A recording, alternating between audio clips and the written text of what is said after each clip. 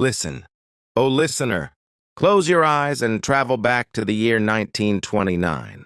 The air is thick with jazz and champagne. The streets of New York glitter with gold. Men in suits laugh loudly. Women in pearls dance without fear. They called it the Roaring Twenties, a time of cars and radios, a time of wealth and wild dreams.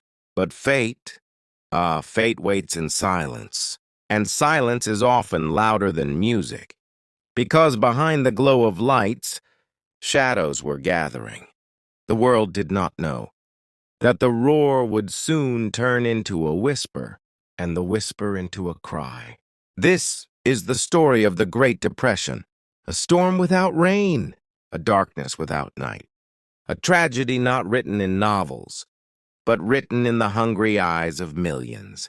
The golden 20s before the fall. America in the 1920s was alive. Factories produced endlessly. Cars rolled off assembly lines. Jazz clubs filled with rhythm. Wall Street soared higher and higher, like a balloon rising toward the sky. Ordinary people bought stocks, believing the future held only sunshine. A teacher invested her savings. A farmer borrowed to buy shares. Even shoeshine boys spoke of profits. The newspapers declared, "Prosperity forever." The radio sang of a rich tomorrow. But balloons, when filled too much, do not float forever. They burst. The day the music stopped, Black Tuesday.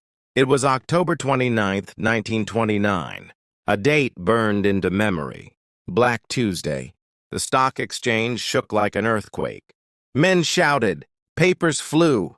Faces turned pale. 1 hour and billions vanished. Fortunes built over lifetimes disappeared in a blink. Outside, crowds gathered. Some wept, some cursed.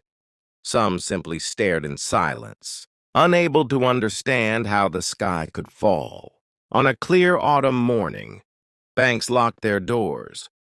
Investors were ruined. Families shattered.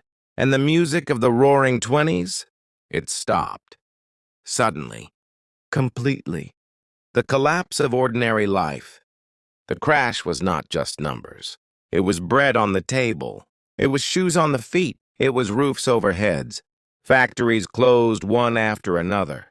Mills turned silent. Steel cooled in furnaces. The hands that built cars and skyscrapers now searched for coins in pockets. Unemployment rose. Millions without work. Men lined the streets, their hats in their hands, waiting in endless breadlines. A father once proud, now ashamed to bring nothing home. A mother whispered to her children, "Eat slowly, there is little left." Children sold newspapers, shined shoes, or simply went hungry. And in kitchens across America, hope boiled thin, like soup stretched with water. The Dust Bowl. Nature joins the tragedy. As if hunger and poverty were not enough, the land itself turned against its people.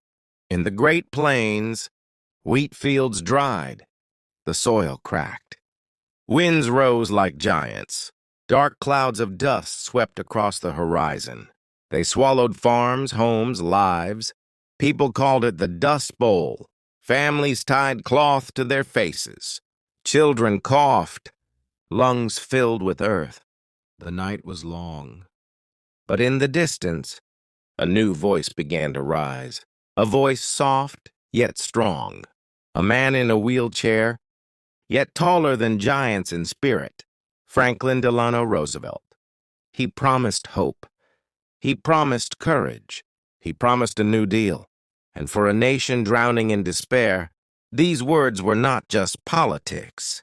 They were lifeboats. The rise of Roosevelt. 1933, a year of silence, hunger, and broken trust. Banks had collapsed. Factories stood still. Families starved. Then came Roosevelt. Inauguration words ringing, "The only thing we have to fear is fear itself." The people listened. The people believed.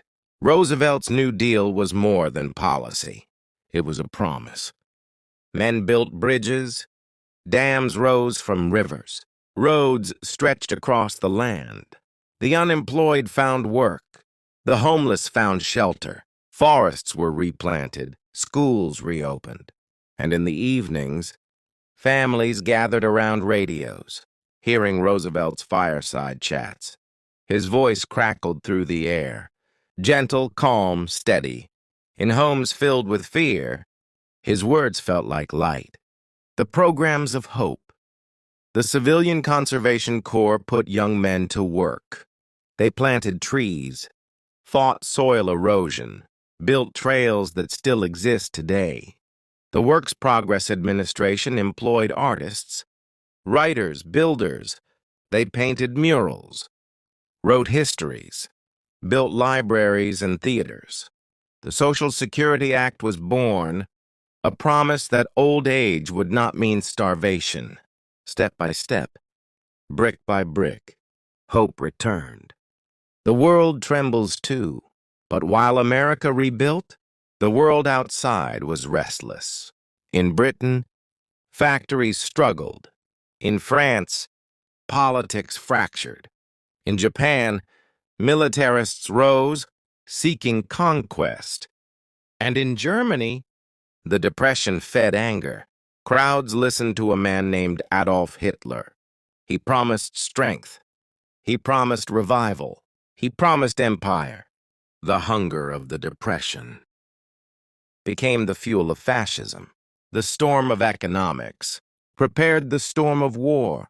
Everyday lives in recovery. Amidst all this, ordinary lives still fought to survive. A man once homeless, now working on a bridge, his hands rough but proud. A woman once hungry, now serving meals in a new school cafeteria, watching children eat with full stomachs. A young boy, listening to Roosevelt on the radio, telling his sister, "Maybe tomorrow will be better." Slowly, day by day, the silence of despair was replaced by the hum of work, the laughter of children returning to school, the dignity of wages earned, the shadow of war. By the late 1930s, the economy had risen, but not fully healed. And then came war, World War II. Factories roared again, not for peace, but for weapons. Men marched to battlefields. Women entered factories, riveting planes, building ships. The Great Depression ended, not by money, but by the fire of global conflict. It was a bitter cure, but it pulled nations out of darkness. What the Depression taught the world. The Great Depression left scars, but also lessons. I, though broken, can endure with courage.